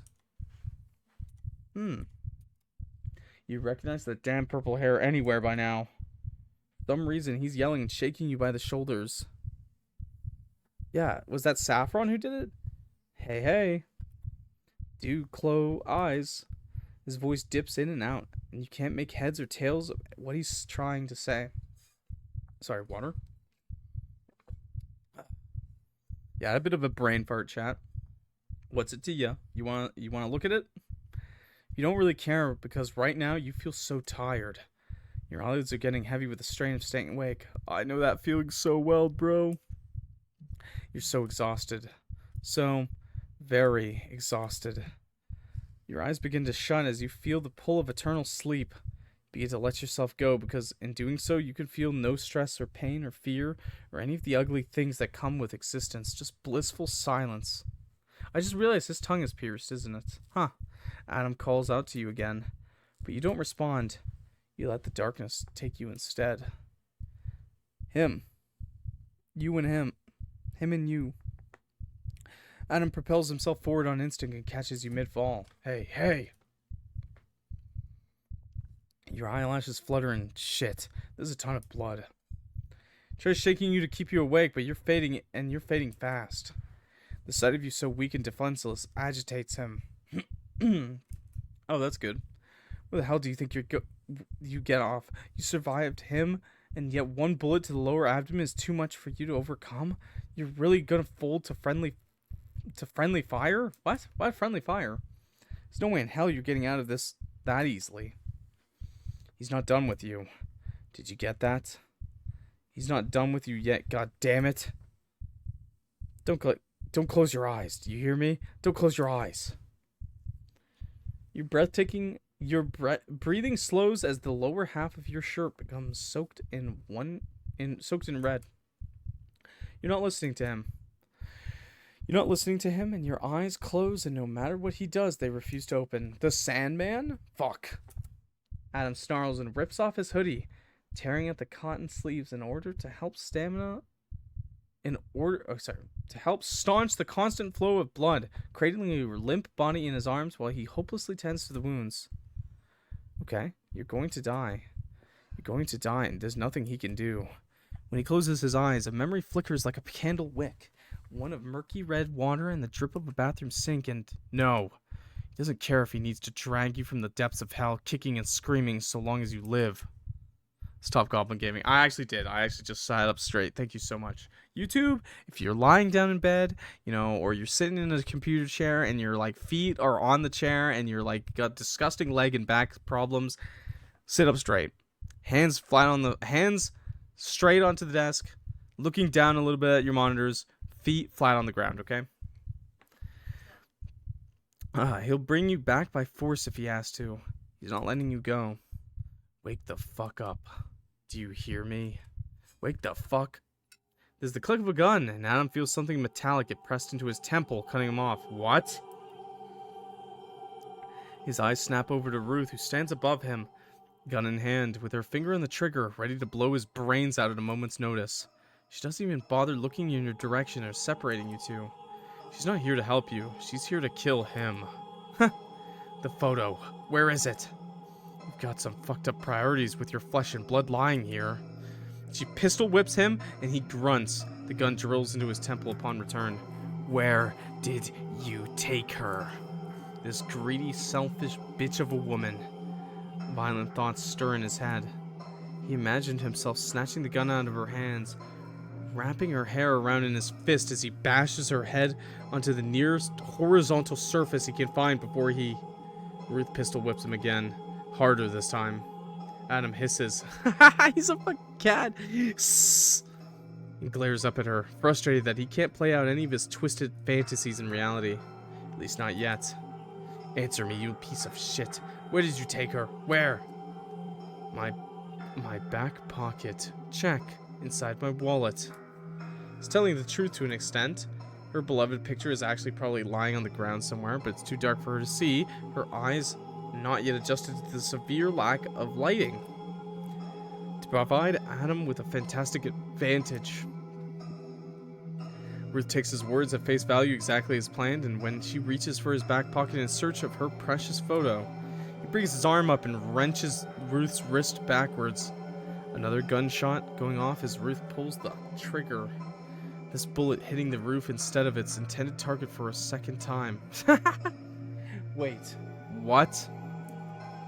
She won't get a third chance. We're just killing people in this building.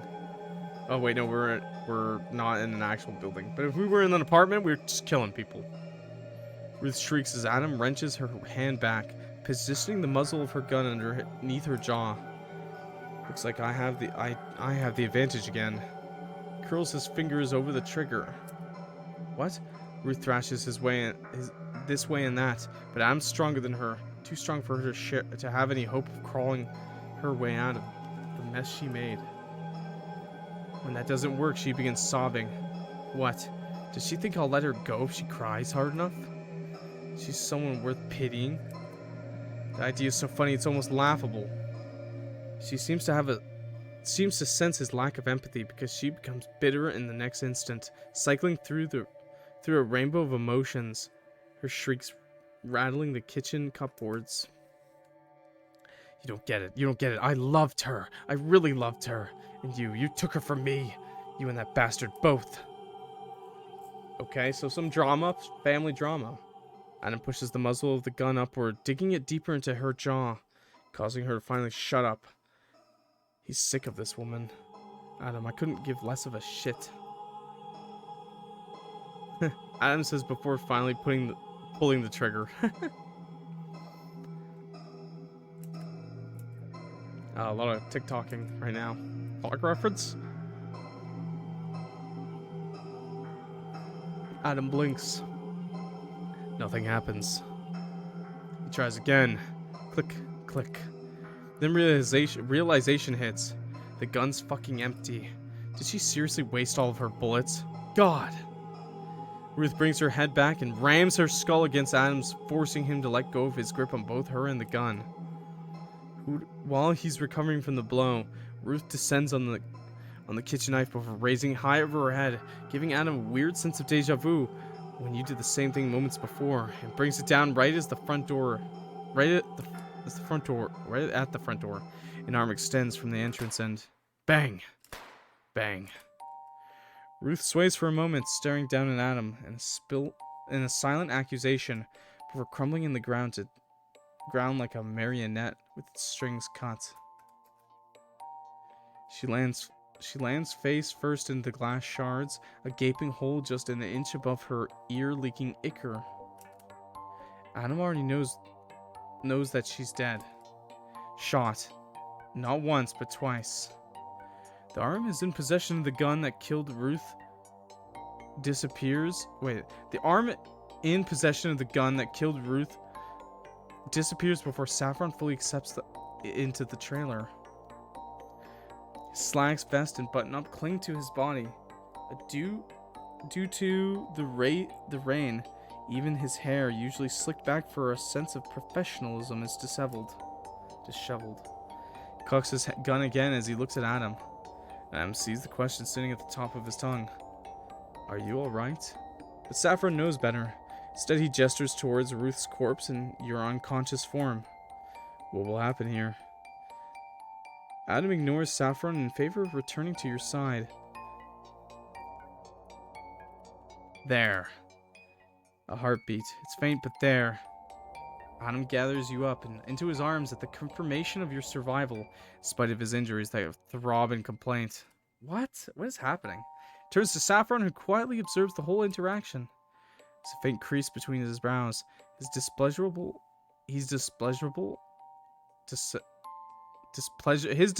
obvious and tangible. Oh my god, dude. I thought that's a displeasurable. Adam knows of Saffron's prying nature. knows that he's bubbling over with questions, but refrains from asking them because getting a straightforward answer out of Adam is a tricky and in certain circumstances. But that doesn't mean he approves of what he's seeing. Adam, however, could give two shits about what Saffron thinks. Saffron, Adam says, his voice sharp like a command. Saffron looks up at Adam, albeit reluctantly, and he continues. There's a photo lying somewhere on the floor. I want you to grab it alongside Ruth and bring them both to the truck. We're leaving, he says, and brushes past his manager, who remains stationed inside the doorway.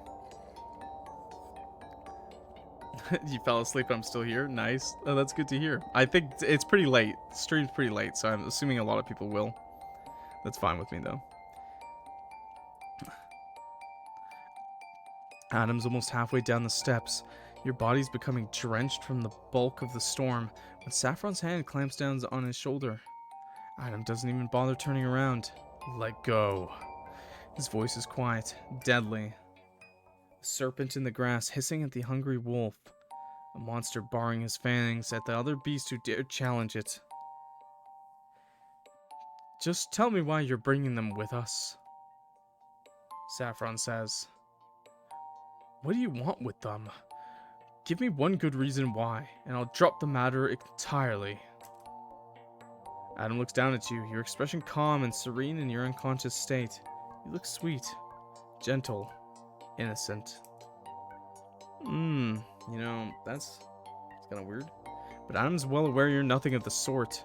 You distracted him from his initial purpose. Actually, that's not true. I mean, I'm kind of cozy on the inside. His ultimate goal leading him to damn near cave into his sudden desires. And he almost did, didn't he? Why did you kiss me? Adam shakes his head, disgusted. Stupid, illogical question.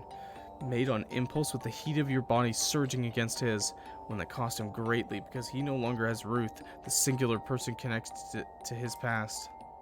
Yes, it's unfortunate. He no longer has her, but... Adam? Saffron urges, and Adam gazes down at your unconscious figure, resolute in his decision. He no longer has Ruth, but he still has you. Despite the fact that you're a liability, you're his only other option right now, and because of that, he needs you. He's not keeping you around because he wants you. Right, I think he is, but okay. You're simply a necessity. Yes, Adam thinks with growing conviction, he needs you, that's all. Yeah, he needs me to suck his... He needs to suck mine, I mean. Hell yeah, bro. Thanks, YouTube. Fist bump? Thanks. Adam finally manages to shrug Saffron off. Remember what I told you when we first met? Adam asks, recalling the memory of pink-tinted water spilling over the lip of a bathroom tub, the water sloshing against his torn sneakers as he stood there with a mounting horror. Tears streamed down his sore face. And of course, there's a sense of underlying pity in Saffron's tone that Adam loathes, but he refrains from drawing attention to it. Instead, he slowly pivots towards Saffron, tips of his purple hair whipping around him as a large gust of wind hits the trailer park with a sudden furiosity. Damn. The cross earrings cuts into his cheek. Ha! Small punishment from the previous owner, he's sure. I got them in order to complete my promise. Adam says at last, his eyes flashing red as he lets the agony from the age of old memory consume him. Milk. No, I don't think he's wearing a hoodie. We can't reach underneath there. My promise to her. Saffron. Oh, good.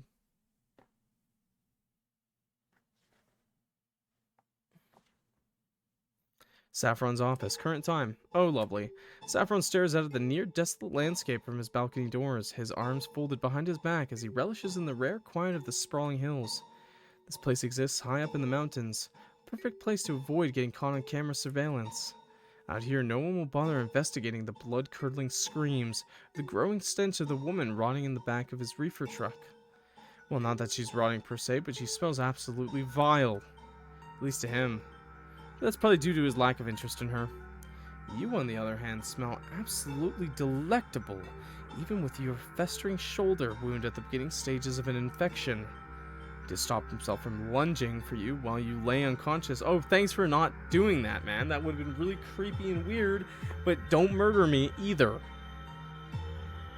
Okay, he had to stop him from lunging for you while you lay unconscious in the passenger seat of the truck with Adam tending to your injuries in an effort to keep you alive. Saffron nearly gave in to the urge of pulling over and devouring you whole. Fantasized about tearing strips of flesh off your bones. Thought about what sauces and seasonings to pair you with. Ooh. Salivated at the prospect of lopping off just a finger or toe as an appetizer. Oh, yeah. Came so close to giving into the ever-present hunger, but refrained due to Adam's insistence that he needs you. Or at least, that's what Adam claims. Saffron suspects something more. Wow, I just realized Kerm can't get any more grit. That's hilarious. Wrecked. He's never seen Adam get so possessive about a target before, going as far as smack Saffron's hand away when he reached for you in order to keep the strain off Adam's wounds. It's like Adam wants you for himself for whatever reason. Saffron feels, oh, is your phone doing that thing where it says it's at 1%, but it keeps lasting for like twice as long as the last 5% did? Disappointed. Cheated. Because they made a deal. He gets the bodies of the dead and damned after Adam eliminates them. That's the agreement. As a result, Adam doesn't need to worry about the details of getting rid of some pesky evidence or a body, and Saffron can divulge in his own sadistic pleasures without doing any of the dirty work. It's a mutually beneficial transaction. Now Adam's changing the rules of the game and making up mundane excuses as to why Saffron can't have you yet. It's frustrating. Saffron realizes he's gnawing at the skin of his thumb. Ew! A nasty habit he really needs to get rid of. Wipes the saliva off with a square piece of tissue paper. Oh my god. This game has so much fluff text, I'm not gonna lie. The urge to taste you is unbearable. It's borderline torture. Saffron sighs and folds himself into the plush desk chair in an effort to calm himself. He's not mad at Adam, but frustrated with his decisions as of late. Because like it or not, they're affecting him too. He needed to reschedule everything after the injury Adam sustained during your shared encounter. Now he's unable to hunt the gardener boy because your aunt's going to take up room in his freezer. He wants something out of this whole debacle. You were an equally appealing prospect, so he felt satisfied. Now with neither you nor the gardener boy, he's ravenous. A little speck of your blood is not enough. He needs more. Saffron's hand fans out against his desk, his fingers brushing against something. Oh, the picture. His eyes fall on her and he feels the monster subside in an instant. Remember what I told you when we first met? Adam had said, and Saffron did. And Adam is as sincere now as he was back then. So, why is Saffron thinking about such ludicrous thoughts? How shameful!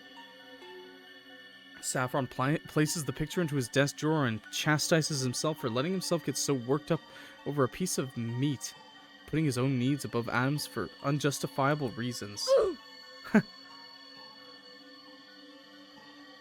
Adam does what needs doing. He doesn't complicate matters unless warranted. Okay? You should trust Adam. Perhaps he's imagining things. Yes, that's right. He's just jumped to conclusions. Once Adam's done with you, he's sure the boy will follow through. Some more water. Thirsty. Bro, please tell me I'm not the only one who's confused. It's like a little confusing, but I kind of understand it. He's not anchored down by mundane feelings like most people. It'll all work out. But what if it doesn't? Tiny Thought argues, his inner doubt. Oh my god, immer doubt. What if you're right? Maybe you should take care of them yourself just in case. No, stop it. Saffron swats the thoughts away, waving his hand as though they're a fly buzzing around his head. But he's gnawing on his thumb again. Saffron's pocket buzzes. Someone's calling him. Perhaps the venue management over their sudden cancellation. Your phone's gonna die any second now. Well, have a good night, Kerm, and thanks for joining the stream if your phone does die. He looks at the caller ID. His heart skips a beat. Why is he calling? Why now of all times?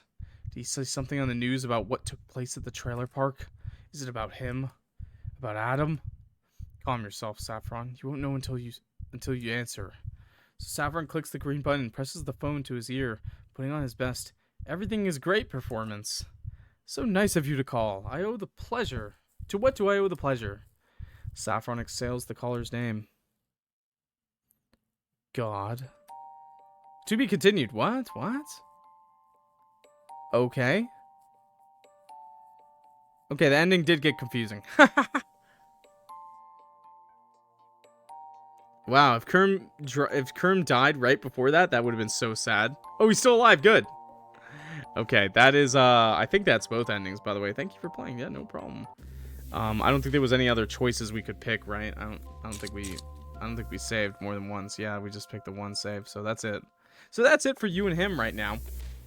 That is day 2. Wow, it was a little bit longer than I thought it'd be, but it was still good. Sorry for the late stream. I'm pretty tired too, honestly, but I had a busy day. I woke up actually super early. I had about 4 hours of sleep, chat. I woke up at 6 a.m. I went to sleep at like 2 a.m. Went to bed at 2 a.m. Woke up at 6 a.m. Like, I'm tired. This game was good, though. This game was good. I wanted to make sure I finished it. We'll definitely check out the other days as they come out. Yeah, we played Overwatch 2. That's true. Well, some people asked me from the Discord, and we told them we would play some Overwatch 2 with them, so I was like, yeah, sure. And then we ended up playing a little bit longer than I thought we were going to, but it's okay. Anyways, thanks for watching, everybody. I really appreciate it. If you like this game, if you like visual novels with yanderes, dating sims, horror games in general, we play all of them on the channel. Stick around and subscribe. It helps me out a lot, and you'll see more of that stuff. I'm sure you'll enjoy it yourself, okay? And thanks for watching. Have a good one. This has been Clock. Peace.